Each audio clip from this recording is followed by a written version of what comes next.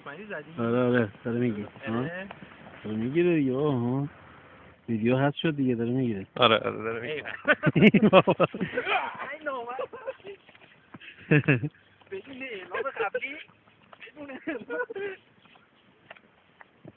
جنگ برفبازی بین دو کوهنورد رو داریم رو پایه رشته کوه آلپ به اسم آلن فرگوسن و خوزه منونیو. با رمز عملیات 11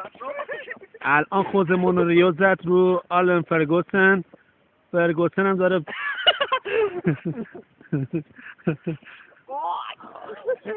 البته دوستان باید توجه داشته باشن که ما چند سال برف ندیده بودیم، الان هم اینا طبیعیه که این آنجور برفبازی میکنن و والا رو ایوه